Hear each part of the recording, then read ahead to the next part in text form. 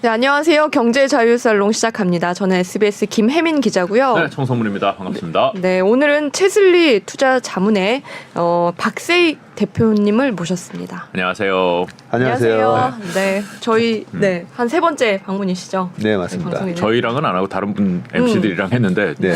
하도 많이 뵈가지고 같이 만났었나? 처음 뵙는데 그런 느낌이에요. 네. 네. 오늘이 사실 그 박세희 전무님을 전문이 많이 나요. 대표님 입에 붙어가지고 명함에도 근데 전무라고 파고 다니세요. 네, 전무라고 불러주세요. 네, 그게 편하세요? 그게 편하십니까? 네, 더 편합니다. 박세희 전무님을 오늘 잘 모신 게 사실 한은의 기준금리 발표도 있었고, 그렇죠. 네, FOMC 의사록 공개도 있었고, 그래서 네. 오늘 사실 이야기거리가 굉장히 좀 많을 것 같습니다. 네. 먼저 FOMC 얘기를 해보는 게 좋겠죠. 시간상으로 그게 좀 그렇죠. 먼저였으니까. 네. 예. 기준금리 인상에 매파적인 의견들이 조금 있었다. 뭐 이 정도로 정리하면 되겠죠. 맞습니다. 네. 뭐 우리가 기대하는 것은 지난번 FOMC 회의 이후에 제롬 파월 의장이 그때 뭐 디스인플레이션 막 강조하면서 네.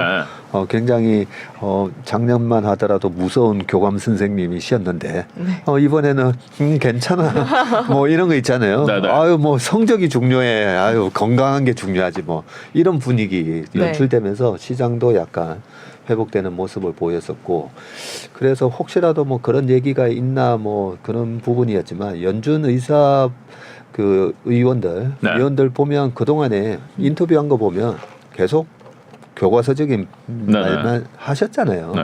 아직 금리가 확실하게 2%대 되기 전까지는 네, 금리 인상 계속 해야 된다. 그런데 뭐 이렇게 작년부터 보면 이분들이 뭐 왜 이래 입을 맞춘 듯이 얘기를 하지?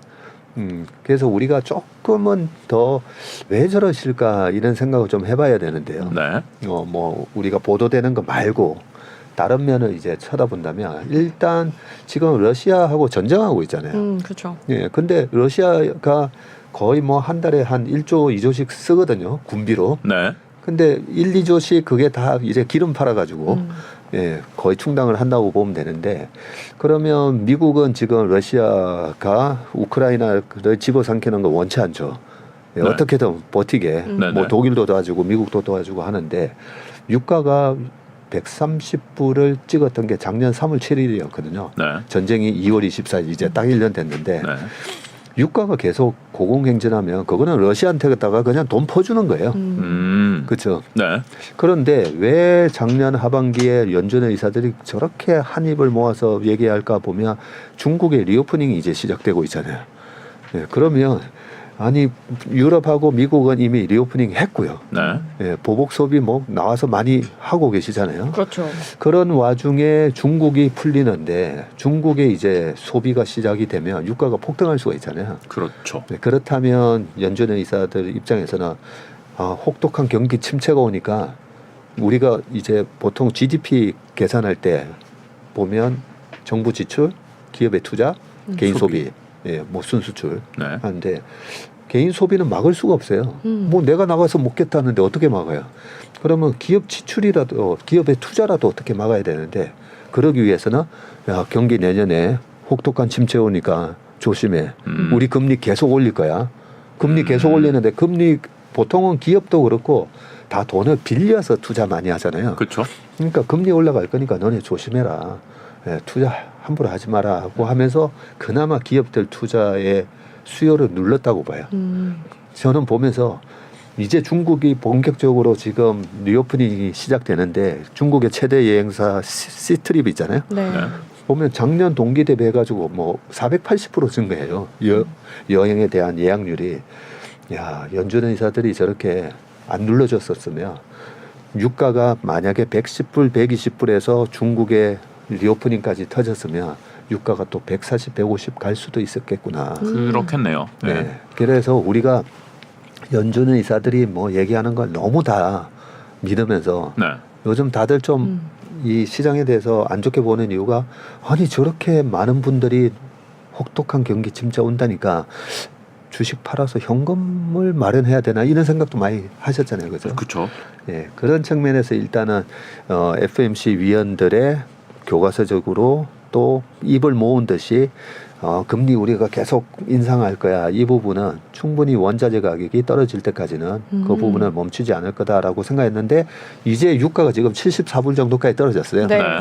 기름값도 싸졌어요. 싸졌고 그죠? 네, 그렇죠. 우리나라 주소하면. 휘발유 가격도. 저도 깜짝 놀랐어요. 이제 10만 원 넣어가지고는 안 됐잖아요. 네. 10만 원 넣으면 아직 2칸 남아요. 네. 근데 차가 크신가 보다. 아니, 이거 10만 원 안 들어가더라고요. 네. 10만 원 넣었더니 네. 꽉 차는 거예요. 그걸 보고 야 유가 많이 떨어졌네. 그리고 이제 프랑스, 독일 전력 가격이 엄청 급등했었잖아요. 네. 그렇죠. 전기료도 뭐 지금 거의 3분의 1 수준까지 다 떨어지고요. 그런 차원에서 연준 의원들이 그렇게 좀 매파적인 발언을 한 이유 중에 하나는 러시아를 견제하기 위한 그런 부분도 있지 않았나 그런 생각합니다. 그러면 전쟁이 언제 끝나는지가 굉장히 중요하겠네요. 그런데 우리가 전쟁의 역사를 또 한번 쭉 보면요. 네. 이번에 물가 상승과 연준의 공격적인 금리 인상을 언제랑 많이 비교했죠? 폴 볼커 시대 그죠? 네, 네. 1980년 초 그때랑 많이 비교하잖아요. 네. 70년대 금리를 함부로 내렸다가 다시 또 물가가 올라가면서 그런 우려를 범하지 않기 위해서 연준은 공격적으로 금리를 계속 올릴 수밖에 없다 이런 얘기도 하잖아요. 네. 그럼 70년대 말에서 80년대 그 초에 전쟁은 어떻게 됐나 한번 생각해 보면요. 그때 1979년도에 러시아가 아니라 그때는 소련이었죠. 소련이 네. 아프가니스탄을 네. 침공했어요. 근데 소련이 아프가니스탄을 침공을 할 때도 뭐라고 얘기했냐면 전쟁이 아니라 이거는 특수작전이다. 아, 그랬어요? 네. 그리고 그 전쟁이 언제 끝났냐면 거의 10년 걸렸어요. 그렇죠. 거의 10년 걸렸고요. 네.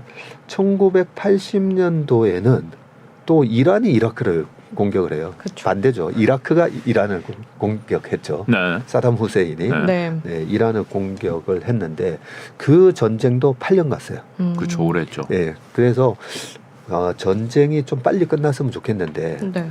전쟁이 빨리 안 끝날 수도 있고 전쟁이 빨리 안 끝난다 하더라도 82년 3년부터 랠리가 왔었거든요. 주식시장. 랠리가 왔기 때문에 전쟁하고는 좀 무관할 수도 있다라는 부분이고 그런데 예전에 이제 앙데르 코스톨라니까 이런 얘기도 했어요. 네. 포성이 울리면 주식을 사고 네. 하프가 울리면 주식을 팔라고. 네. 그럼 아니 포성이 울리면 주식을 사라고? 좀 이상하잖아요. 우리는 전쟁 때문에 물가도 올라오고 문제가 많은데 주가도 떨어지고. 주가도 처음에 떨어지고 근데 지나고 보니까 진짠가 해서 봤더니 포성이 울렸을 때 주식을 분할 매수했으면 다 먹었더라고요. 아, 그래요? 그런데 왜 그럴까? 네. 왜 그런지 우리가 이해를 하는 게 중요하잖아요. 근데 최근에 그 뉴스 보셨죠? 우크라이나 재건 사업 한 1,000조 정도 재건 사업이 있대요. 자 여기 와서 투자하라고 했더니 800개 기업들이 몰려들고 막 했다는 거죠. 그게 어떻게 보면 이 자본주의가 창조적 파괴 이런 말도 있고 파괴의 경제학 이런 말이 있듯이 이미 우크라이나의 그 폐허를 보면 마음이 아픈데 야 저기에 전 세계에서 가장 최신식의 스마트 도시가 들어올 수도 있겠다 하는 생각이 들어요. 네. 그러면 그 1,000조나 되는 어마어마한 또 시장이 생겼잖아요. 그렇죠. 그런 걸 생각해 보면 전쟁이 일어나면 이런 또 재건에 대한 효과 때문에 주가가 올라갈 수도 있겠구나라는 생각까지 드는 거죠. 근데 이제 전쟁이 빨리 끝나면은 좋은데 이제 그렇게 8년, 10년 뭐 이렇게 가버리면은 재건이 그만큼 뒤로 미뤄지는 거니까 그 시장은 그런 것들이 이제 호재인데 호재는 뒤로 밀리는 거 아니에요? 그래서 아니 전쟁이 끝난 것도 아닌데 무슨 벌써 재건 그러니까요. 포럼을 저렇게 하고 있나라고 보면 그것도 좀 저도 똑같은 생각을 했어요. 옆에서는 계속 미사일 날라오는데 여기서는 계속 지으려고 그러는 건가? 네. 그러니까 어쨌든 연준 의원들의 그 매파적인 발언에는 단순히 시장에 지금 인플레이션이 몇 %를 찍었고 실업률이 어떻게 되고 이런 경제적인 수치도 있지만 분명히 러시아에 대한 그 우려, 견제 이런 것도 요인이었을 수 있겠다. 그런 생각합니다. 그렇군요. 네, 경기 침체라는 걸 피해갈 수도 있다. 그래서 노랜딩 뭐 시나리오 이런 얘기도 나올 정도로 지금 시장 분위기는 사실 좀 괜찮잖아요. 네. 그래서 뭐 아직 경기 침체가 안 온 거냐라고 볼 수 있겠죠. 그렇다면 온다고 보세요? 경기 침체가 온다고 보세요? 아니 저도 그게 약간은 의문이었어요. 왜냐하면 경기가 혹독한 경기 침체가 온다는데 여러 가지 이유로 이때까지 경제학자들이 경기 침체가 온다는 둥 아니면 경기가 좋아진다는 둥 경제학자뿐만 아니라 증권사에 전략하시는 분들이 네. 잘 못 맞춰요. 솔직히. 그렇죠. 네. 아니 재작년에 작년 경제를 예측하면서 주식시장을 예측하면서 S&P 500의 예상 지수가 5,100이었어요. 5,100인데 3,500 갔잖아요. 네. 왜 못 맞췄을까? 맞추기 힘들어요 원래. 네. 그렇죠. 그죠? 항상 못 맞추죠. 네. 그렇지만 항상 물어보고 항상 기대를 하죠. 항상 물어보고 네. 항상 기대하고 항상 또 자료가 나와요. 네. 네. 그래서 그래서 워런 버핏이나 피터 린치가 내년도 경기 전망을 어쩌고 저쩌고 하는 자료는 읽지 않는다라고 하는 게 그래서 그렇구나라는 생각을 하고요. 네. 그래도 우리는 예측은 해봐야죠. 그렇죠. 네, 합리적인. 네. 그러면 저는 이런 생각을 했어요. 혹독한 경기 침체, 그냥 경기 침체가 아니고 생애 경험하지 못했던 경기 침체 이런 말씀도 하시는 분들이 네네. 있으니까 그럼 그런 경기 침체가 올까라고 생각을 해보면요. 경기 침체가 혹독하게 오려면 반드시 과잉 생산, 과잉 투자가 있어야 돼요. 네. 그렇죠. 그렇죠. 네. 우리가 그거는 다 배웠어요. 고등학교 네. 때도 그 제곱순환 사이클 뭐 이런 거 얘기하면서 그래서 2008년도에 금융 위기가 왔을 때는 집을 엄청나게 지어서 그쵸. 그것도 살 수 없는 사람들한테 막 팔았잖아요. 그러니까 혹독한 2008년에 서프라임 모기지 사태가 터졌어요. 네. 네. 그 전에 우리한테는 또 카드채 사태라는 게 있었어요. 우리나라에 네, 우리나라에 네. 길거리에서 카드 만들어 보셨죠? 많았죠. 네. 네, 막, 테이블 하나 놓고선 다들 막 붙잡잖아요. 붙잡고 파산한 게 LG 그때. 네. 맞습니다. 네. 네. 그래서 그냥 2001년, 2년도에 보면 길거리에서 카드 만들어 달라고 하고 제가 카드가 한 28개 가까이 있었던 것 같아요. 그렇죠. 친구들이 하도 만들어 달라고 해서 만들어가지고 저도 한 10개 됐던 것 같아요. 그렇죠. 네. 신용 상태 아무 상관없어요. 대학생도 만들어줬어요. 네. 돈을 벌든 안 벌든 네. 그게 서프라임 모기지 사태가 있었던 거랑 거의 비슷하잖아요. 비슷하면 돈을 벌지도 못하고 있는 사람한테까지 카드를 써서 그래서 그때 당시에 2001년 요때 당시에 카드의 소비가 480조, 500조 이랬어요. 네. 1년에. 네. 1년에. 와. 지금 우리나라 예산이 한 600조인데 그죠? 네. 그 정도로 거품이 있었던 거고요. 뭐 그 전으로 쭉 데려가 보면 거품의 역사는 많습니다. 우리나라 IMF가 오기 전에 네. 기업들이 돈 빌려가지고 그냥 부동산이나 막 사고 그죠? 자산 키운다고. 네. 그런 일이 있고 나면 터져요. 네. 그러면 자 최근에 3년 동안에 그럼 어떤 거품이 있었느냐를 우리가 한번 따져보면 되거든요. 네. 자 2020년대에 코로나가 터졌어요. 음. 2년 동안 꼼짝달싹 못했죠. 네. 뭐 거품 없었어요, 솔직히. 그러게 뭐 어디다 뭐가- 과잉 투자했지 이런 느낌은 잘 그죠? 모르겠네요. 어디다 과잉 투자했지? 그러면 19년, 18년도에 그러면 과잉 투자가 있었나 생각해 보면 2018년 3월부터 트럼프가 갑자기 미중 무역 분쟁 갈등을 끌고 나왔어요. 네. 그러다 보니까 전 세계 주식 시장이 2018년도에도 막 출렁거렸어요. 그랬죠. 왜냐하면 중국이 싸게 만들어주고 미국은 그걸 또 싼 공산품을 받아서 소비하고 분업 체계가 잘 됐는데 뭐야 이 분업 체계가 깨지는 건가?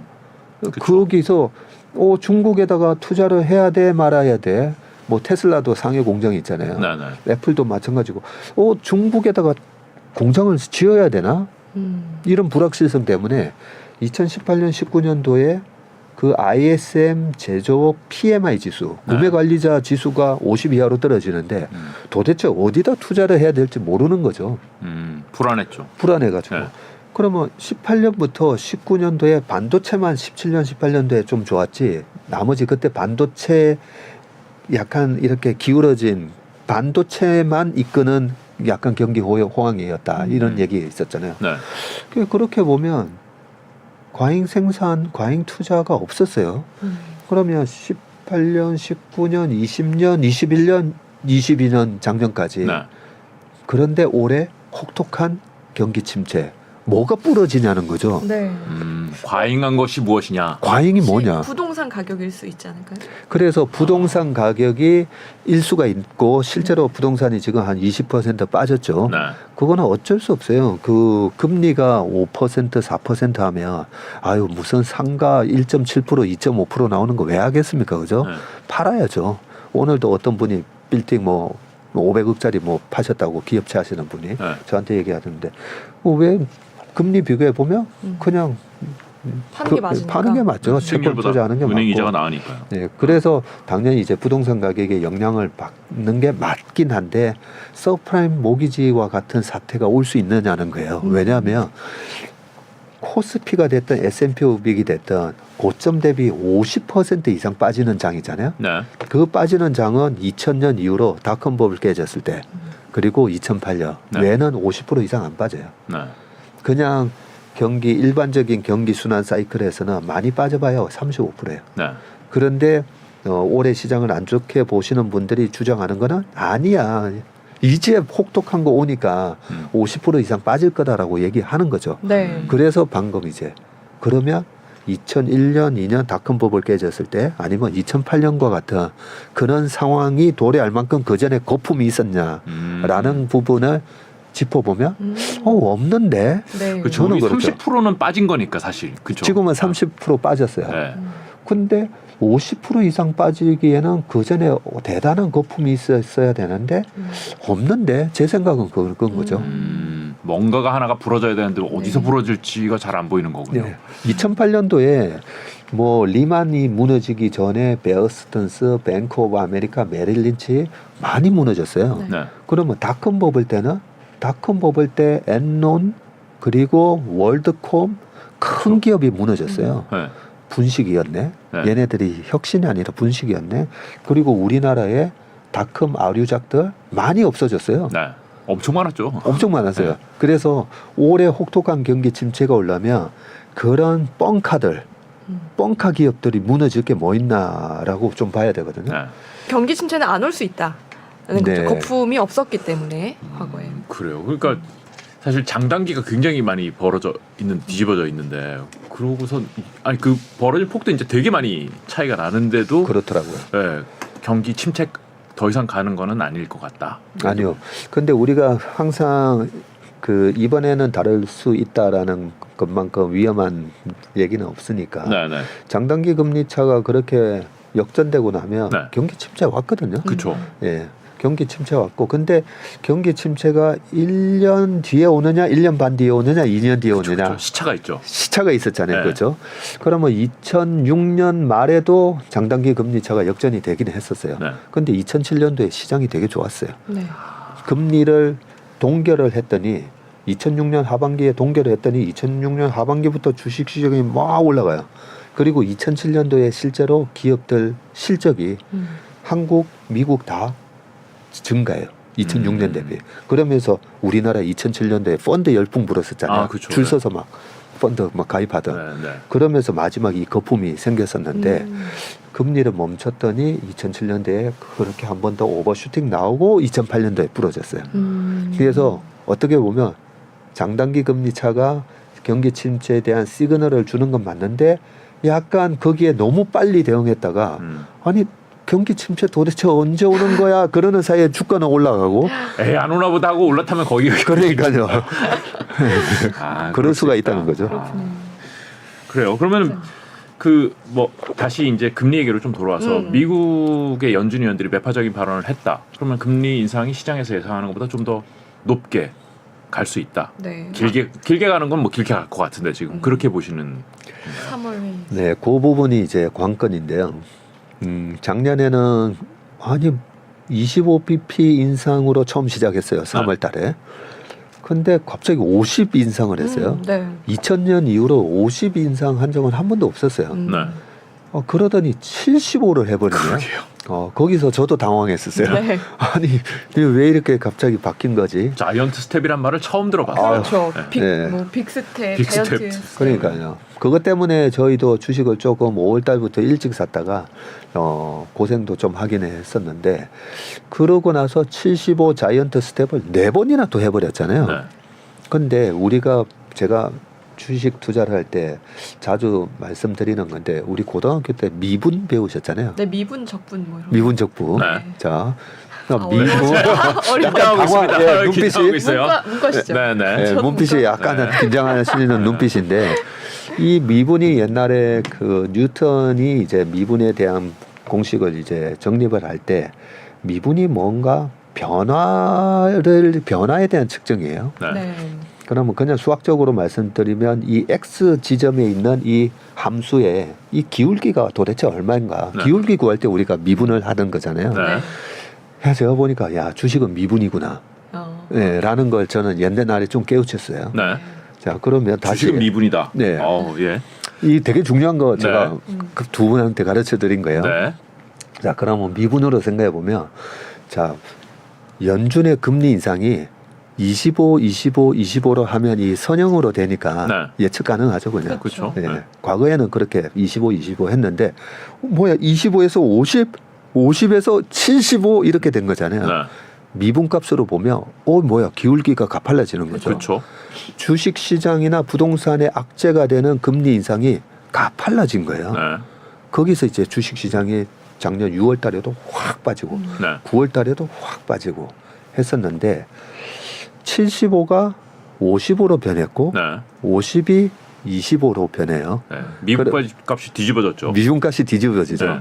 그러면 우리가 기업 실적도 똑같아요. 아니 여전히 실적이 증가하고 있는데 왜 주가는 빠지지?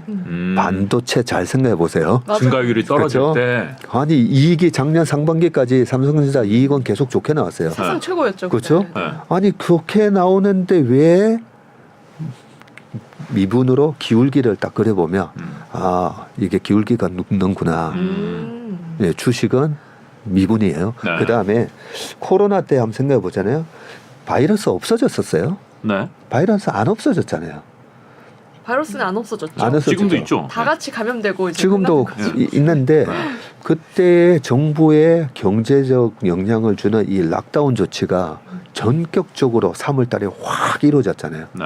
전부 뭐 트럼프도 갑자기 나와가지고 아 이거 내가 보니까 심각한 바이러스인 것 같아 하면서 국경 봉쇄해버리고 네네. 그런 우리가 예상하지 못했던 그런 조치들이 더 강화됐을 때 주가가 확 빠졌다가 강화된 상태로 놔뒀더니 주가가 다시 튀어 올랐잖아요. 네. 그 정부의 조치도 우리가 미분값으로 생각해 보면 강화시킨 걸 계속 끌고 갔어요. 끌고 갔는데 주가는 올라가죠. 네, 그런 식으로 생각을 하면 되는데 기울기가 중요하다는 네, 거죠. 그래서 금리 네. 다시 돌아와 보면 자 어제 FMCA 아니면 최근에 좋게 나왔던 소매 판매 등등 보면서 네. 여기서 다시 25로 가는 이 흐름에서 다시 50으로 네. 꺾이는가 다시 올라가는가 네. 네. 이 부분을 생각하면 되고 이 부분은 염려를 해요. 네. 그렇죠. 그런데 그럴 가능성이 좀 낮아요, 솔직히. 그리고 그런 연준의 금리가 이번 3월, 5월 어떻게 될 거다라는 걸 이 패드 와치라는 데서 확률적으로 또 계산해 주잖아요. 네네. 그것만 봐도 50으로 올릴 가능성이 27% 정도까지 올라오긴 했어도 여전히 27%예요. 네. 네. 25가 그냥 73%예요, 아직까지. 그래서 그 미국의 경제 그동안의 한 100년의 역사를 보면요. 정책의 일관성 그리고 정책의 시장에 대한 주는 메시지의 투명성 뭐 이런 거 되게 중요시해요. 네. 그런 측면에서 연준이 여기서 다시 25를 50으로 바꿀 확률은 되게 낮아요, 솔직히. 그런데 시장은 걱정을 하는 거죠. 왜냐면 작년에 고생 한번 했으니까. 그렇죠. 아 이러다가 또 50 올리면 어떡하나. 벌써 가속 페달 다시 밟는 거 아니야? 그렇죠. 이런 가속 거죠. 페달 받는 거 아닌가 하는데 그런 부분이 이번에 제롬 파월의 기자회견에서도 얘기해 주는 거죠. 디스인플레이션 하면서 계속 이렇게 네. 물가 상승이 둔화되는 모습 나오는 게 긍정적이다 이런 얘기를 해주고 있기 때문에 여기서 50으로 올라가지는 않을 거다라고 생각합니다. 그러면 다음번 인상도 뭐 25pp 정도로 네. 베이비 스텝을 밟을 것 같다라고 네. 보시는 게. 단지 좀 아쉬운 점은 3월, 5월 하고 이제 끝내겠지. 네. 그렇죠. 5.25에서 끝내겠지라는 기대감이 네. 뭐야 6월달에 또 한 번 더 올리나? 아, 그러니까요. 5.5인가? 네. 더 예, 길어지나? 요거는 있어요. 음. 예, 그러면 그 부분에 대해서도 말씀드리면 아까 2008년 금융위기 있을 때 있잖아요. 서프라임 모기지 사태, 네. 부동산 침체였잖아요. 네, 그렇죠. 그때 연준의 금리가 얼마였었죠? 정책 금리가? 아, 기억이 안 납니다. 몰라요. 네. 예, 5.25였어요. 네. 5.25에서 2006년 8월까지 17번을 올리면서 5.25를 만들어 놨다가 네. 2006년 8월 이후로 금리 인상을 멈추거든요. 왜 멈추냐면 부동산 가격이 빠지는 거예요. 부동산 가격이 계속 빠져요. 멈췄는데. 그래서 2007년 초에 제가 그때 당시에 뭐 부동산이 안 좋다고 해서 자료를 딱 찾아봤더니 뭐야 그 케이스 실러 네. 예, 홈프라이스 인덱스도 빠지고 있고 뭐 프레디메 페디메라고 주택담보 뭐 해주는 네. 거기가 문제였죠. 주가가 한 40%씩 빠진 거예요 이미. 네. 아 이게 미국발 IMF가 오는구나 해서 제가 2007년 2월달에 제가 그 관리하고 있는 기관 고객들, 은행 부장님들한테 제가 다 이메일을 보냈어요. 네. 미국발 IMF가 시작된 것 같습니다라고. 오, 와, 정확하게 네. 보셨네요. 그래서 나중에 저한테 정말 감사하다고 조흥은행 옛날에 네. 조흥은행 신탁 부장님이 저한테 정말 고맙다고. 네. 그때 그 얘기 듣고 주식을 이제 2007년도에 싹 정리했다는 거죠. 와. 그래서 2007년도 넘어가면서 2008년도에 위기가 왔지만 2007년 2월달에 HSBC 같은 은행이 이미 서프라임 모기지 관련해서 100억 불 손실 났다라는 공시가 나왔었어요. 그런 혹독한 정말 미국의 역사에서는 창피한 일이었죠. 아, 그렇게 미리 손실이 나고 있었는데도 나고 몰랐군요. 있었죠. 네, 오. 그게 5.25였어요. 네. 그래서 저는 제롬 파월이 이 5.5까지 과연 올릴까? 거기에 대한 부담을 저는 갖고 있다고 봐요. 5.25가 맞은 겁나겠네요. 높습니다. 엄청 겁나죠. 네. 이거 정말 물가 잡으려다가 초과상감 태우는 일이 나올 수가 있는 거예요. 그렇죠. 엄청난 일이 발생할 수가 있기 때문에. 그런데 부동산 가격이 안 꺾이고 있으면 다행인데 샌프란시스코의 집값이 저는 그렇게 막 그 월별로 석 달 연속 이렇게 빠지는 거 처음 봤어요. 미국 주택 가격 많이 빠지던데요. 네. 네. 특히나 미국에서 제일 집값이 세기로 유명한 데가 샌프란시스코고. 그렇죠. 네. 샌프란시스코는 뭐 관광으로 또 먹고 사는 나라고 바로 먹고 사는 도시고 바로 밑에 또 실리콘밸리 있고. 네. 그런데 샌프란시스코 집값이 최근에 12월 달부터 그저는 막 빠지고 있어요. 네. 어떻게 좀 살까요? 사계는 미국 부동산. 달러도 너무 비싸고. 네, 그래서 지금 미국의 부동산의 지금 흐름을 보면 제롬 파월이 여기서 금리를 그렇게 갑자기 다시 작년처럼 50pp 올리고 이렇게는 하지 못할 거다라고 저는 생각합니다. 목표된 인플레이션율까지 못 가더라도 후달려서 그렇게까지는 못한다. 예, 뭐 5.5 진짜 그거는 엄청난 그 결심을 해야 되는 거죠. 아, 그러니까 제가 연준 의장이라도 네. 되게 겁날 것 같아요. 이거 있다가 진짜로 그렇죠. 망가지면 역사에 남는 거 아니에요? 역사에 남는 그렇죠. 거예요. 아, 그렇네요. 그러면 네 이제 우리나라 얘기를 좀 해볼까요? 예. 네. 우리나라도 이제 기준금리 오늘 동결했잖아요. 예. 우리나라도 불안한 거죠, 올리기가. 무섭죠. 네. 네. 지금 많이 올리긴 많이 올렸어요, 되게 오랫동안. 상황을 좀 설명 네. 좀 해주세요. 그게 3.5%인데 그 오늘 같은 경우에 다들 동결로 예상을 했고 동결됐지만 네. 혹시라도 25bp 인상을 하더라도 시장의 충격은 별로 없을 겁니다. 저는 그래서 생각했어요. 네. 왜냐하면 정부에서 나서서 대출금리 낮춰요. 아, 그렇죠. 지금 이러고 있잖아요. 기준금리만 별도로 시장금리를 낮추고 있으니까. 그러니까요. 네. 그런 움직임이 있고 그렇게 해야 될 정도로 또 안 좋아요, 그죠? 그렇게 그렇죠. 해야 될 네, 정도로 네. 안 좋은 상황이고 우리가 주식 투자를 할 때 좀 조심해야 될 것 중에 하나가 우리가 실제로 느끼는 체감 경기랑 네.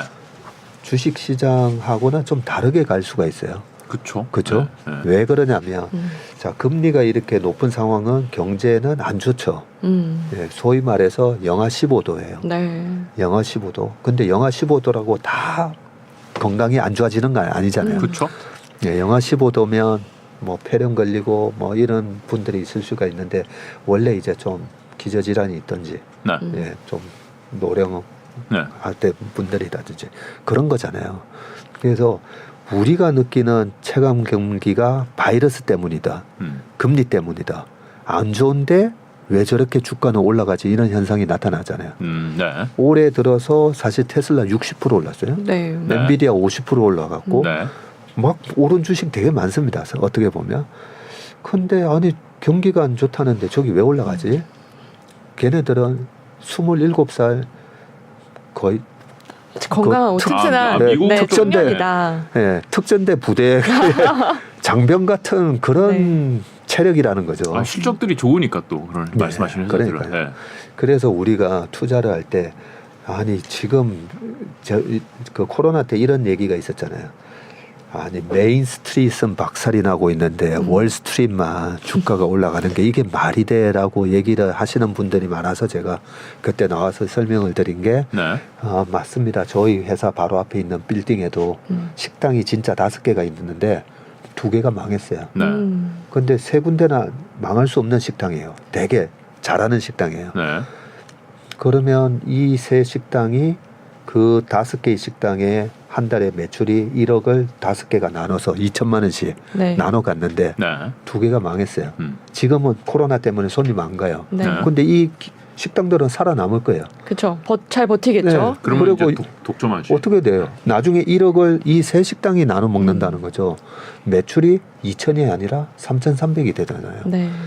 그게 주식시장에 있어서 초대형 우량주들이 왜 위기 상황에서 주가가 올라가는지에 대한 이유라는 거죠.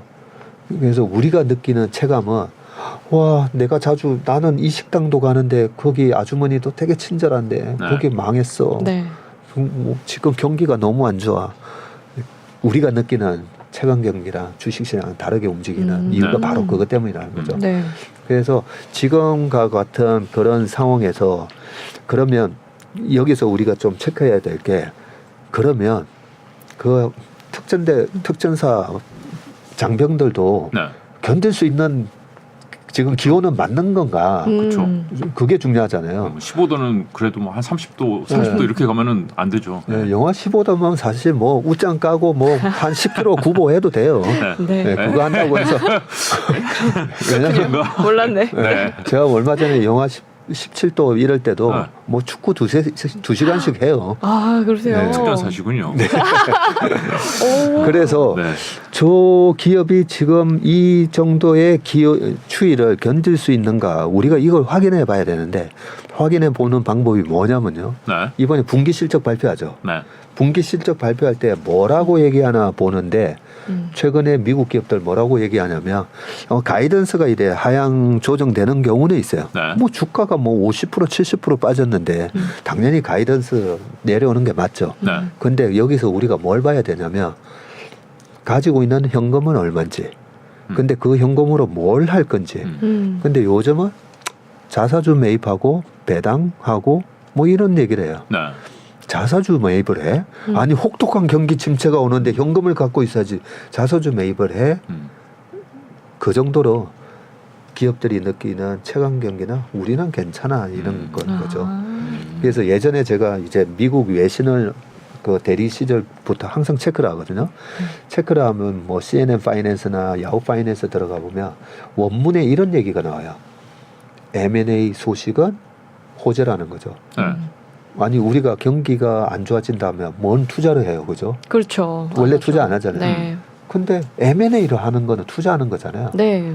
그 M&A 소식을 그 외신 기자들이 뭐라고 적냐면 M&A를 한다는 거 보면 아직까지 유동성이 시장 유동성이 나쁘지 있다. 않고 이 기업이 현금이 충분하고 네. 미래 전망을 나쁘게 안 보는구나 이런 식으로 해석하더라고. 그렇죠. 근데 최근에 보면 M&A 관련된 뉴스들이 되게 많아요. 미국이요, 한국이요? 미국도 미국. 그렇고 우리나라도 있네. 우리나라 얼마 전에 네이버가 포시마크 네. 뭐 이런 것도 인수했다 그러고 네. 최근에는 SM을 가지고 또 서로 아, 그렇죠.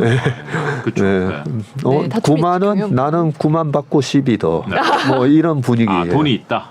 네, 그렇죠. 그래서 2008년이나 이런 상황을 보면 자금이 시중에 자금이 확 경색됐잖아요. 네. 네. 2008년도에 제가 그때 이제 은행에 대출을 좀 받아보려고 갔더니 은행이 은행채를 8.5%에 발행하고 있더라고요. 아, 그때 그랬어요? 은행이 8점. 8.5% 국민은행 이런 데가 은행채를 8.5에 발행하고 있는 거예요. 은행들조차도 어떻게 될지 모르니까 자금을 더 땡겨놔. 그래서 최근에 미국 기업이다 한국 기업이다 M&A를 하겠다. 자금이 풍부하다는 거죠. 그렇죠. 그래서 2008년하고 그 과거에 시스템 위기가 왔을 때랑은 확실하게 지금 다르다. 다르다. 네. 네. 돈 있는 기업은 괜찮다. 오히려 더 좋을 수 그렇죠. 있다. 네. 그럼 주가도 같이 가는 거다. 사실 금리가 올라가면 돈 가진 사람이 킹이잖아요. 네. 캐시가 그렇죠. 킹이고 네. 금리 5%나 줘? 네, 사실 우리나라에서 포스코나 삼성전자 캐시 뭐 100조 이상 있다고 하잖아요. 은행들이 줄을 서 있어요. 아, 우리한테 예금 좀 넣어달라. 아, 그렇죠. 네, 그래서 금리가 올라갔다고 해서 모든 기업에 다 악재로 작용하는 건 아니다는 거죠. 그렇군요. 네. 그래요. 네. 그래도 금리가 추가적으로 인상될까는 사실 다들 궁금할 것 같거든요. 어떻게 보시나요? 한은 네. 예. 그렇죠. 네. 네, 기준금리. 한은은 이제 동결했으니까 계속 동결로 갈 것이냐, 잠깐 쉬었다가 다시 갈 것이냐. 네, 그 기준금리보다도 역시나 시중금리가 좀 중요하고요. 네. 예, 시중금리가 기준금리 사실 작년 재작년에 보면 그 페드도 이미 10년물 네. 금리나 이런 것들은 계속 올라가는데 네. 계속 그러니까 제로 금리 유지했잖아요. 그러니까 장단기가 뒤집어지는 거죠. 그러니까요. 네. 기준금리 너무 늦게 올렸던 거죠. 네. 오히려 우리 한국은행이 먼저 올렸어요. 네. 그런 것처럼 기준금리가 중요하긴 하지만 실질적으로는 정말 중요한 거는 이제 시중금리인 거고 네. 그런 차원에서 우리나라 지금 이 금리 수준은 뭐 출산율도 0.8도 안 나오는 그런 나라인데 네. 3.5단 되니까 네. 부담이 되는 건 맞습니다. 아. 부담이 되는 건 맞고 제가 좀 전에 쭉 길게 말씀드렸던 이유가 그래서 웬만하면 주식 투자도 지금과 같은 때는 조금 중소기업보다는 대형주를 사야 되고요. 네. 과거에 2008년도 위기 있고 2009년 올라올 때도 대형주 랠리였어요. 그렇죠. 코로나 때도 빅세븐이라고 대형주 랠리였어요. 그래서 투자의 관점에서는 그래도 이 금리 수준에서 우리나라 기업도 아무것도 안 될 거야가 아니라 네. 좀 대형주 단에서 이렇게 쳐다보면 좀 싸게 살 수 있는 기회가 될 수가 있고 전체적인 우리나라 경기는 지금 금리 수준에서는 네. 추운 건 맞아요. 그렇군요. 아. 네.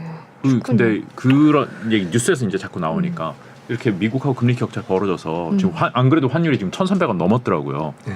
이 환율 다시 더 올라가는 거 아니냐 이런 불안도 예. 좀 있던데요. 그 부분 때문에 한국은행이 좀 부담을 가졌을 겁니다. 야, 뭐 미국이 지금 벌써 4.75 이제 뭐 5 내다보고 있는데 네. 우리가 3.5 했다가는 돈 다 빠져나가는 거 아닌가. 네. 네, 그런 측면에서 네. 얼마 전에 보면 얼마 전도 아니죠. 저희 회사 찾아온 많은 분들이 브라질 국채 투자해가지고 많이 물리셨어요. 아, 우리나라에서 많이 샀었죠 몇 년 전에. 그죠? 네. 예. 혹시 안 가지고 계세요? 아, 저는 사실 다행히 안 샀습니다만은. 네. 네. 브라질 국채 지금도 금리가 13%예요. 네. 와. 자, 요거 하나만 보자고요. 네. 와, 브라질 국채가 13%야? 아니, 뭐, 미국 국채 10년물 3.9, 야, 그거 팔아가지고 브라질 국채 13% 사야지 뭐 하는 거야? 이런 거 아니잖아요.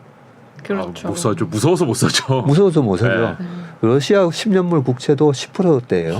네. 못 사죠. 네. 못 사죠, 그죠? 아, 우리나라의 뭐 사채들도 10%짜리들 요새 많이 돌아다니더라고요. 네. 그렇기 때문에, 우리나라는 3.6인데 미국이 3.9고. 네. 그러니까 돈이 다 빠져나가서 미국으로 간다? 아니다는 거죠. 아니고. 또 약간 주식에서 이제 PER 관점에서 네. 미국의 PER은 좀 높죠. 지금 18.5배까지 한 19배까지 올라갔어요. 우리나라 13배래요. 네. 아이고 미국 주식이 비싸네. 네. 예, PER 19배가 아니라 13배. 아니 한국의 은행주들 그리고 통신주 보니까 야 PER이 6배밖에 안 돼. 네. 6배 사야 되는 거 아니잖아요. 그렇죠. 그렇죠. 아니죠. 아니 근데 계속 6배였잖아요. 과거에도 맞아요. 과거에도 계속 그 정도 수준이었잖아요. 네. 네. 그런 것처럼 우리가 금리가 역전이 돼도 외국인 입장에서는 왜 한국 채권을 회사채나 국채 다 합쳐서 채권 시장에 200조를 들고 있어요. 네. 네. 200조나 넘는 이 채권을 왜 들고 있을까? 아니 금리가 저쪽이 더 높다는데. 그렇죠. 네, 근데 저희도 주식 포트폴리오를 짜서 분산 투자를 하잖아요.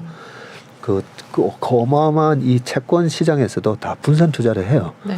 근데 분산 투자를 할 때 제일 중요한 게 금리도 있지만 금리보다도 더 중요한 거는 환율. 환율. 네.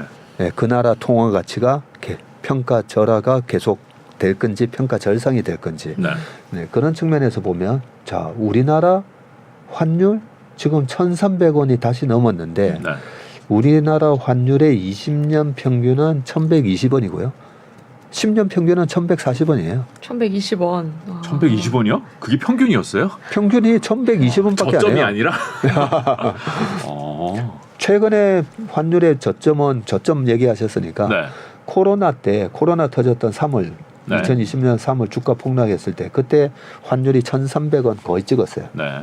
1,300원 찍었는데 그러고 나서 3월 달에 찍었는데 12월이니까 8개월 9개월 뒤에 1,080원 갔어요. 아, 그랬었나요? 1,080원. 1,100원 깨졌었어요. 네. 네.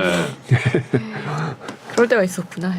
우리나라 환율이 그렇게 낮은 때가 있었군요. 1,200원만 돼도 괜찮네 그렇죠. 이런 생각인데 요즘에는. 그렇죠. 그게 왜 그러냐면 우리 인간의 뇌가 가장 최근에 본 광고 기억하고 네. 광고 한 15개 지나고 나면 마지막 기억해보라 하면 마지막 것밖에 그렇죠. 기억 안 나요. 네. 맞아요. 네, 그래서 같은 실수를 계속 반복하죠. 같은 실수를 계속 반복하는 이유가 가장 최근 기억이 너무 뚜렷하거든요. 네. 그러니까 1,200원만 해도 낮은 것 같은데 네. 외국인들은 특히나 걔네들은 뭐 통계에 의해서 다 하고 있거든요. 통계로 봤을 때 이 외국인들은 지금의 채권, 지금 최근에 주식 많이 샀어요. 이 산 걸 언제까지 들고 갈까? 우리나라 통화 가치가 이 정도면 이제 고평가다. 평균보다도 이제 더 높아졌다라고 할 때 정리를 한다는 거죠. 네. 네, 그런 측면으로 보면 지금 1,300원 외국인들은 오히려 더 살 것 같아요. 아, 주식이든 채권이든 네. 앞으로도. 들어올 수 있다. 근데 이제 이게 환율이 뭐 금리 격차도 있지만 이렇게 올라간 게 우리나라 수출도 좀 안 좋고 이런 네. 것들이 다 영향을 미치는. 결국 맞습니다. 그게 기업의 실적이고 매력적으로 안 보이지 않나요? 그런 것들이 다. 수출 중요한 거 얘기를 하셨어요. 네. 그죠? 우리나라는 또 수출로 먹고 사는 나라다 보니까 최근에 보면 7개월 연속 무슨 무역 수지 적자다 뭐다 해가지고 이러다가 금융 위기 또 오는 거 아니냐 얘기 많습니다. 그럼 뭐 수출이 왜 적자인지 이제 또 뜯어보면 크게 두 가지 이유가 있었잖아요. 일단 수입, 네, 기름값 올랐으니까. 네. 그다음에 수출, 반도체. 그렇죠. 예. 그러면 근데 130불 같은 유가가 지금 이제 74불까지 빠졌으니까 이제 수입 물가는 좀 안정될 거예요. 네. 천연가스 가격도 많이 폭락했고. 맞았죠. 네. 자, 그러면 이제 수입 물가는 떨어지는데 야, 그동안에 대중 무역은 맨날 흑자를 내다가 이제 이게 고착화되는 거 아니야? 대중도 계속 적자 나는 거 아니야? 이런 우려가 있는 거잖아요. 네. 그럼 우리나라가 중국에다가 뭘 많이 팔아먹죠? 중간재, 중간재. 네. 중간재 중에서 대표적인 게 IT. IT. 네. IT 중에서 반도체. 네. 그죠? 반도체 엄청 많이 팔아먹었어요. 네. 자, 그러면 반도체 수요가 왜 줄었지라고 생각을 해보자고요. 왜 줄었을까? 일단 반도체 수요가 크게 네 가지가 있잖아요. PC, 그다음에 네. 휴대폰. 휴대폰. 자, 휴대폰. 중국에서 휴대폰 한 몇 대 만드는 줄 아세요?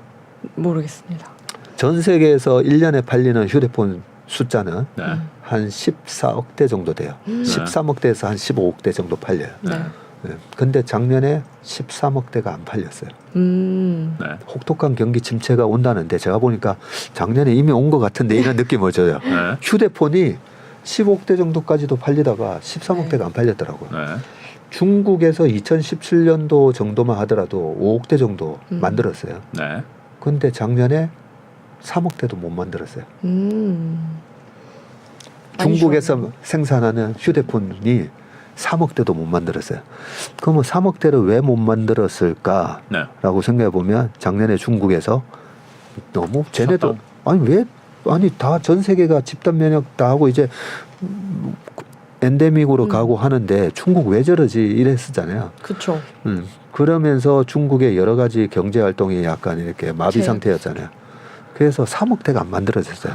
그러면 삼성전자나 하이닉스 입장에서는 PC, 모바일, 데이터 센터, 그 다음에 이제 자율주행 이제 시작되는데 여기서 제일 큰 부분 차지하는 모바일하고 이 한 세 축을 보면서 생산을 할 거 아니에요. 네.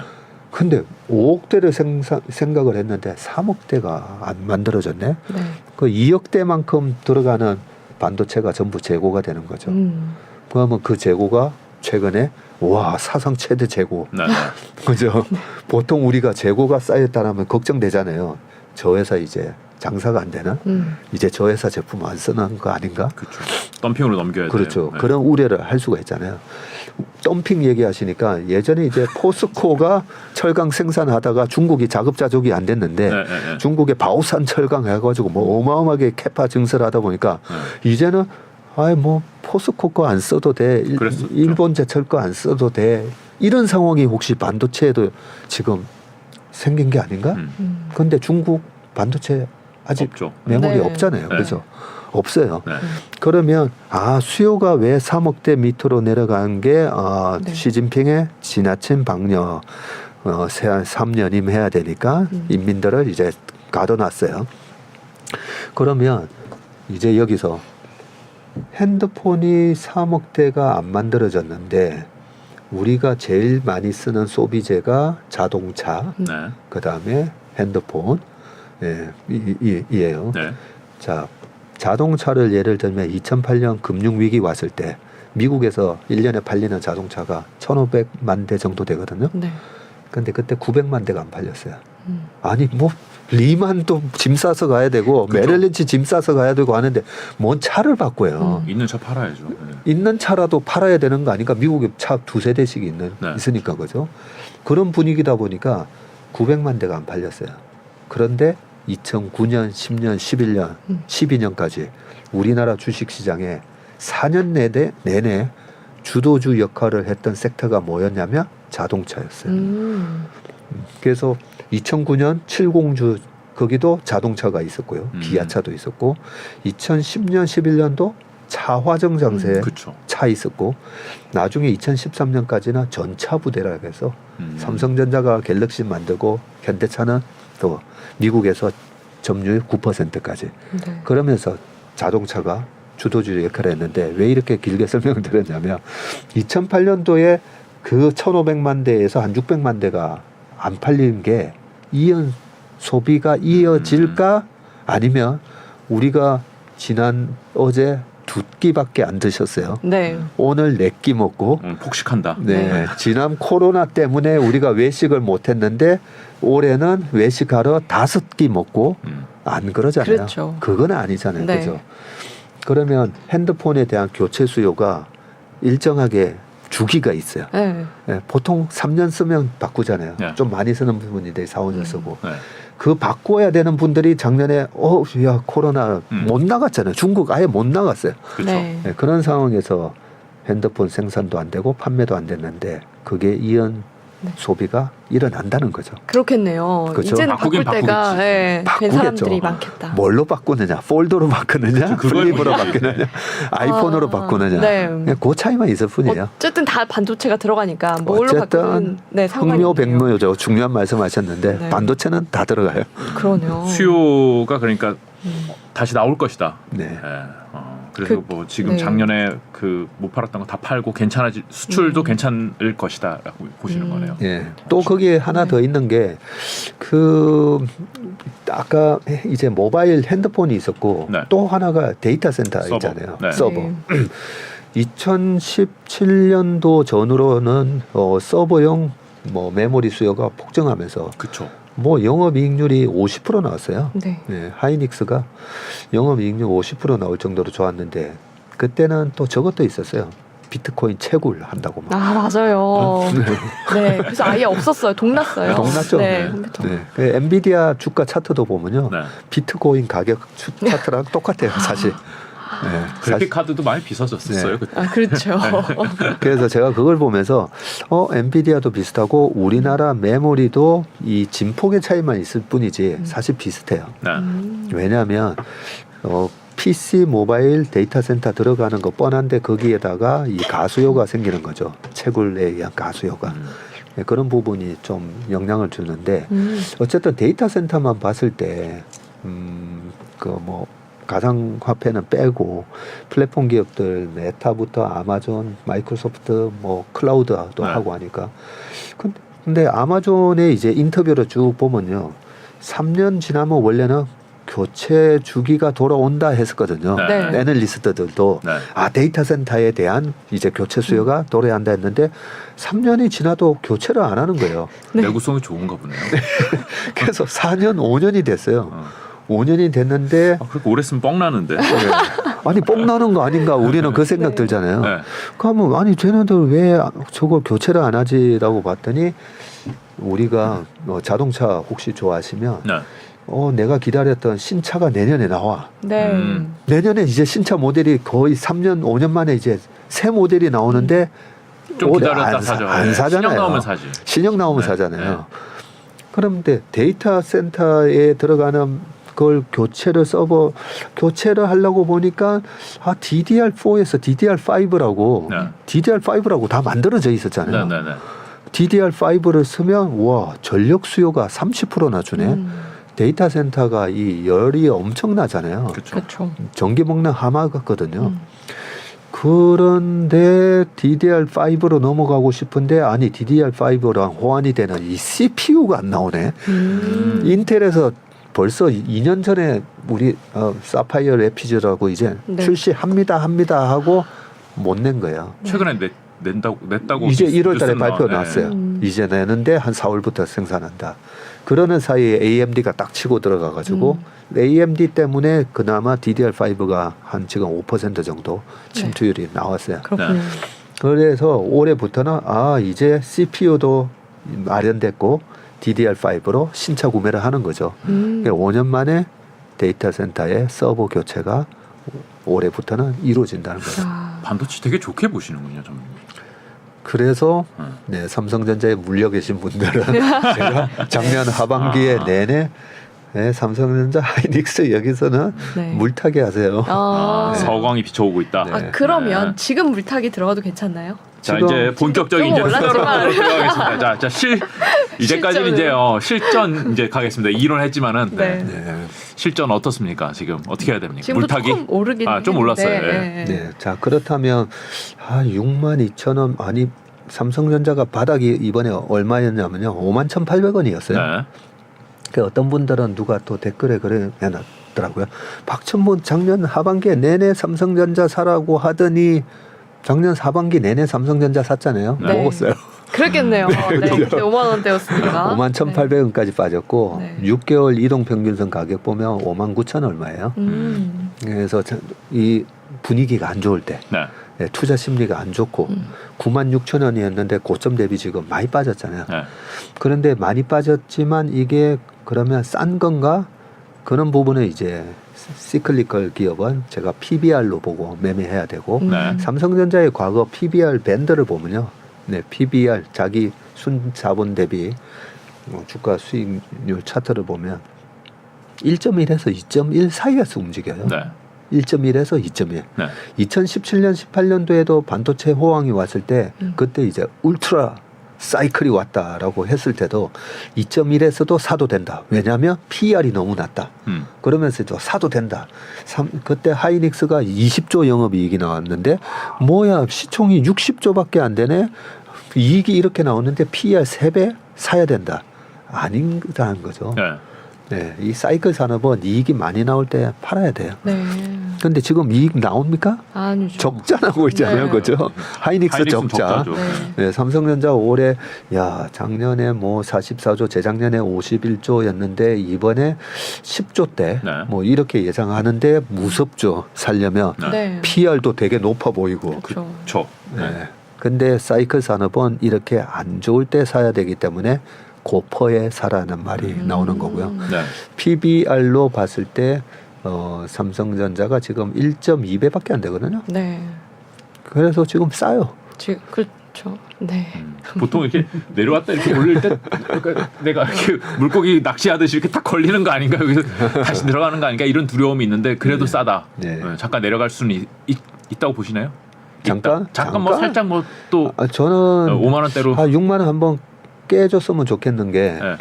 우리 요즘 개인 투자자분들이 매매를 잘하시는 게 빠지면 일단 용감하게 들어와요. 네. 지금 사도 되나요 하는데 우리 동학개미 분들이 이제 많이 이제 학습이 되셔가지고 싸지면 들어옵니다. 네. 언젠가 다시 오를 걸 이제 그래서 알거든요. 저는 이 좋은 주식을 6만 원 밑에서 살 수 있는 기회를 한 번 더 줬으면 좋겠어요. 아. 근데 잘 안 줄 것 같아요. 그래요.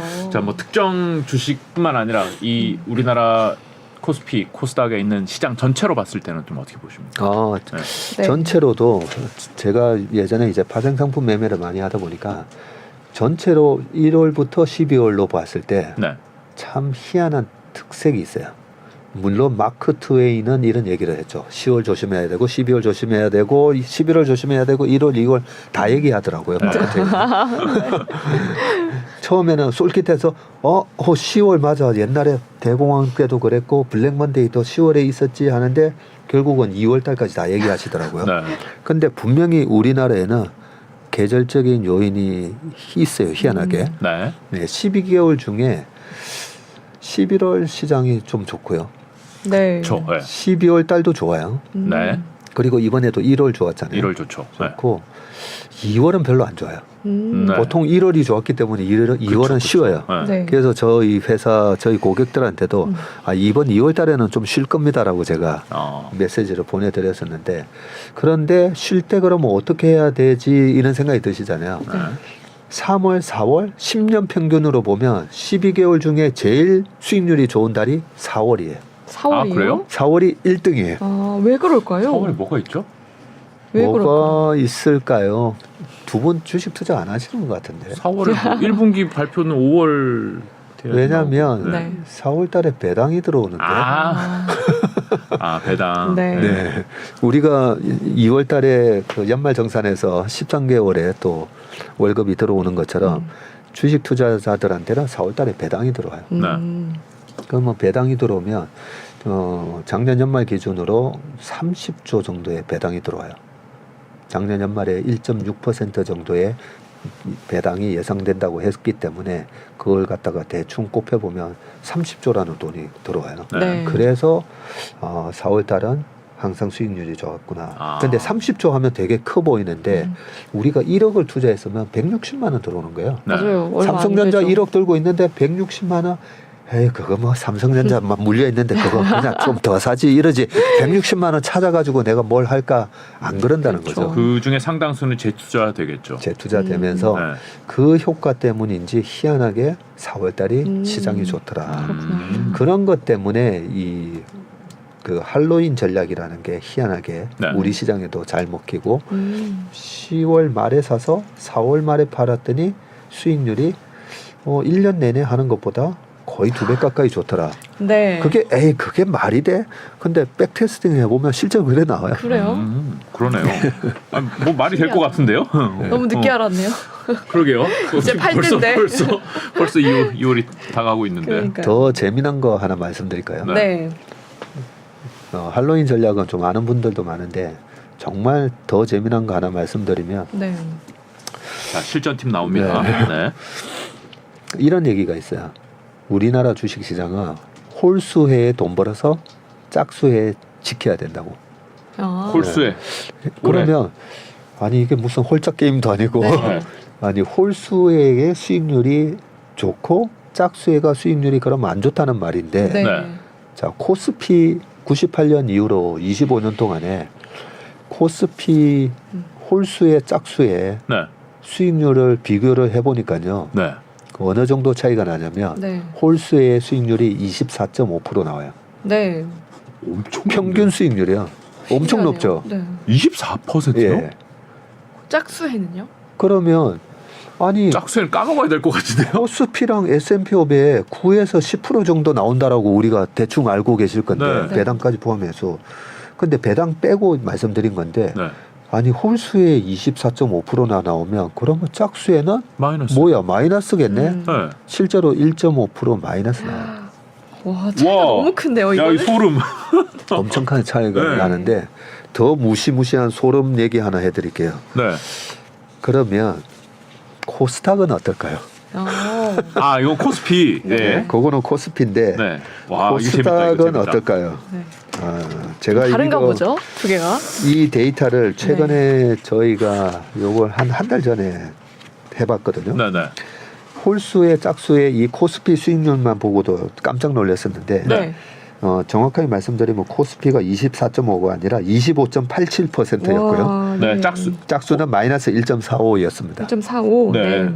근데 놀라지 마시고 코스닥은 네. 홀수해의 수익률이 네. 40.94%예요. 40.94요? 41%. 와, 그러면 이게 홀세는 엄청 까먹었다. 짝수해. 그쵸. 아, 까먹겠죠. 짝수에는 네. 엄청 짝수에. 까먹었다는 얘기네요. 네, 저 열심히 도대체 받아 적고 있습니다. 짝수해가 마이너스 17.5%예요. 이거는 잘- 워런 버핏보다 잘할 수 있을 것 같은데요. 이제 홀수회가 왔어요. 올해 홀수회잖아요. 아, 이렇게 간단한 거였어요? 이거 처음으로 방송에서 공개해드리는 거예요. 그래요. 와. 네. 자, 그러면 그래도 짝수해의 손실이 좀 적은 이유는 네. 주식시장의 장기 차트 보면 그래도 우상향이잖아요. 음. 그죠? 네. 우상향이라서 그래도 까먹는 것보다는 수익 내는 게 더 많아요. 그쵸, 네. 그쵸. 그런데 언제 수익을 내야 되는가?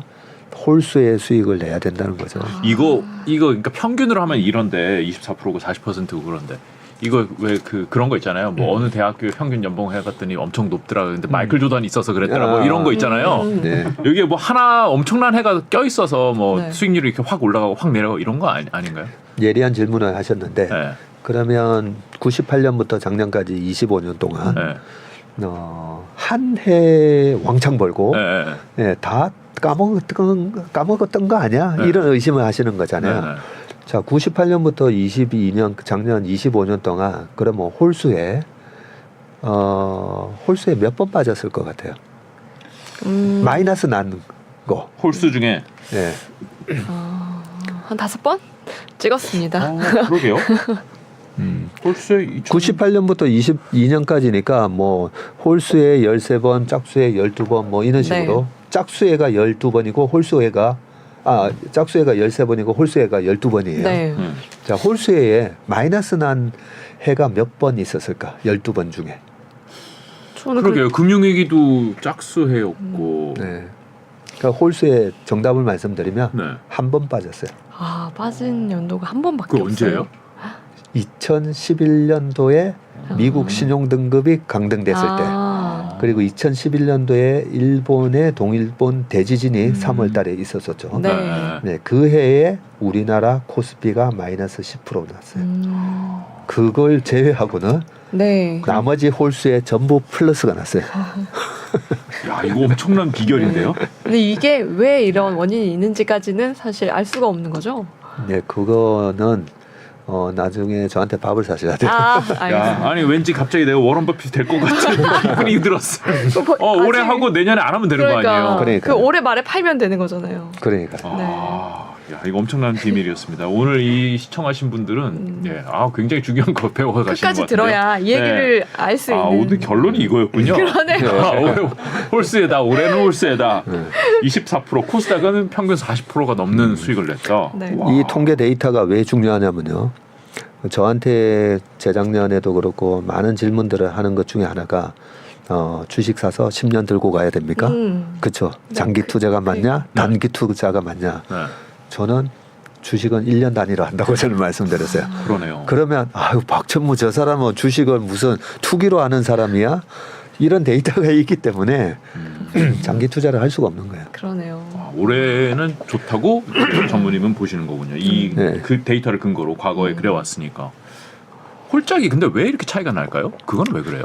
네, 그 뭐 밥은 나중에 사주시고 제가 보니까 연배로 봐서는 제가 사드려야 될 것 같은데 그 왜 그럴까 왜 그럴까에 대한 고민을 많이 해보고요.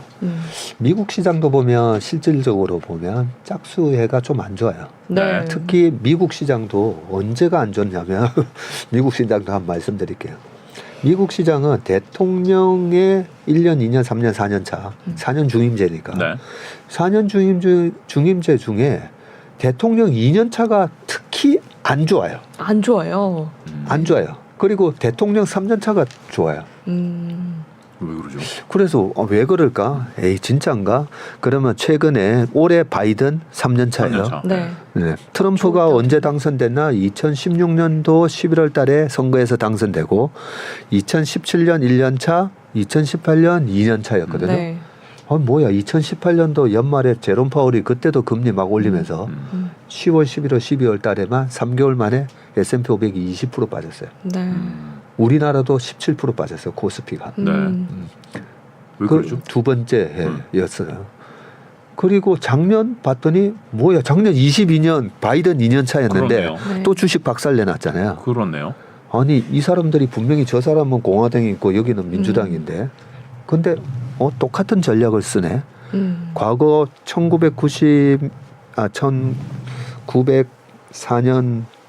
8년 1908년부터 2008년 정도까지 44년에서 2008년인가 보네. 그 한 거의 100년 동안 통계를 내봐도 미국의 대통령 뭐야 2년 차가 수익률 제일 안 좋고 3년 차가 제일 좋더라고요. 네. 100년을 통계를 봐도 아 그래요? 100년 통계를 봐도 아니 3년 차 수익률이 22%가 넘어요. S&P 500의 네. 수익률 22%가.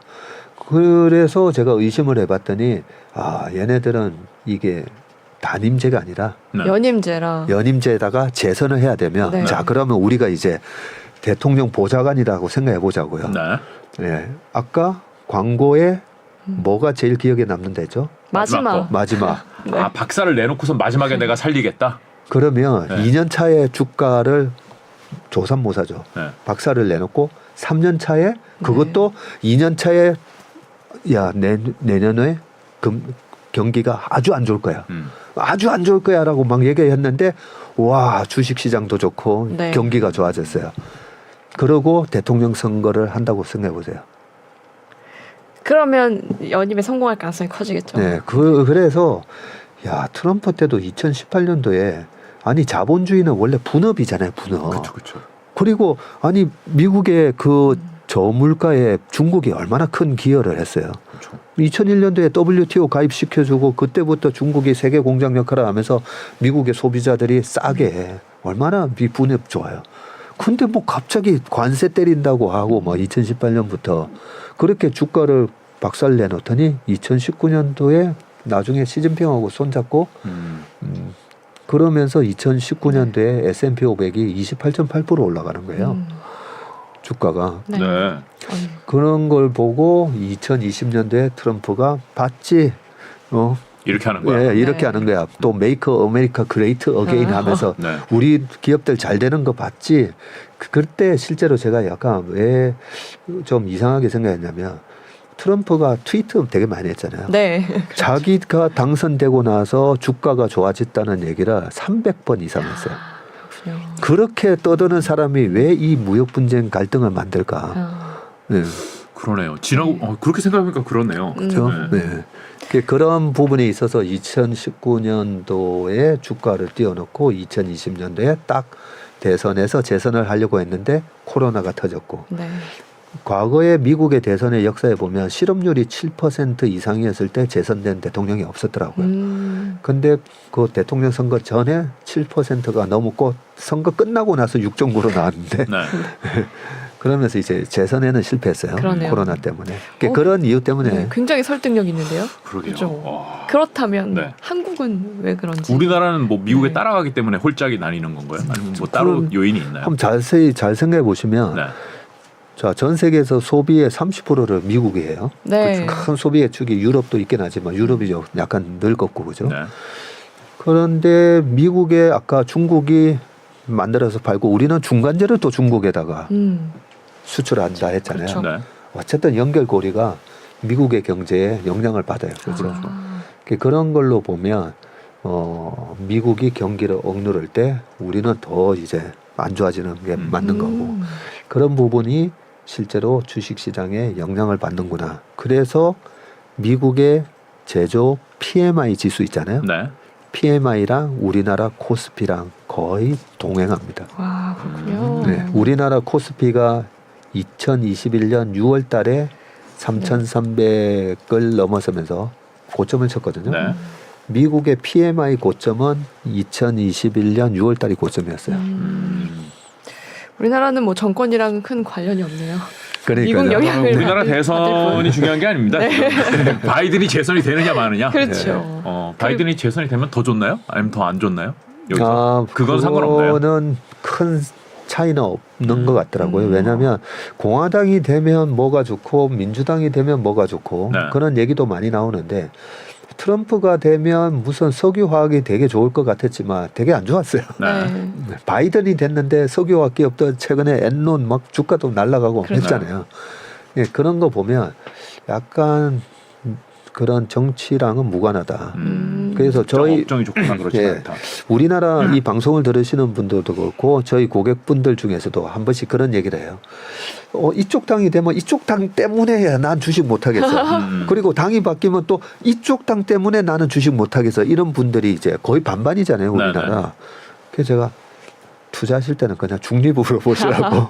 그래, 그게 네. 중요하지 않다. 네, 왜냐하면 우리는 오히려 미국의 그런 선거 전략에 오히려 영향을 이렇게 받는 거지 주식 투자에 있어서 우리나라 이 정치 시스템에는 그렇게 영향을 안 받으니까. 네. 이게 4년씩 이제 중임제로 가니까 그래서 짝수 홀수가 이렇게 나뉘는군요. 그러네요. 바뀔 수가 없네요. 그러니까요. 그죠? 네, 바뀔 수가 중간에 없어요. 탄핵돼서 물러나지 않은 한은 맞습니다. 미국 국력이. 그러네요. 야, 오늘 굉장히 큰 거 배웠어요. 그러니까요. 막판에. 이게 말씀이 맞는 게 정말 많은 얘기를 하셨는데 마지막에 이게 남았어요. 홀짝이 다르다. 그리고 올해는 홀수. 이게 답이네요. 제가 네. 정리를 해보려고 그랬는데 지금 시간도 사실 예정됐던 시간보다 많이 네. 길어져서 정리를 해보려고 그랬는데 그것만 기억이 나는 것 같아요. 마지막만 기억에 남습니다. 자, 마지막까지 시청하신 여러분이 승자입니다. 네. 오늘 말씀 여기까지만 들어야 될 것 같습니다. 예. 네. 나와주셔서 고맙습니다. 네, 고맙습니다. 네, SBS 경제자유살롱 오늘 조금 길게 했는데 여기서 마무리하겠습니다. 저희 채널 좋아요, 구독, 알람 설정 다 이미 하셨죠? 그리고 스브스 프리미엄 콘텐츠 제공한다는 말씀 저번에 들으셨는데 네. 저희 아래 링크가 있습니다. 스브스 프리미엄 들어가시면은 저희 관련된 콘텐츠들 그리고 저희와 직접 소통할 수 있는 창구들도 있습니다. 많이 가입해 주세요. 오늘 방송 여기서 마무리하겠습니다. 고맙습니다. 감사합니다.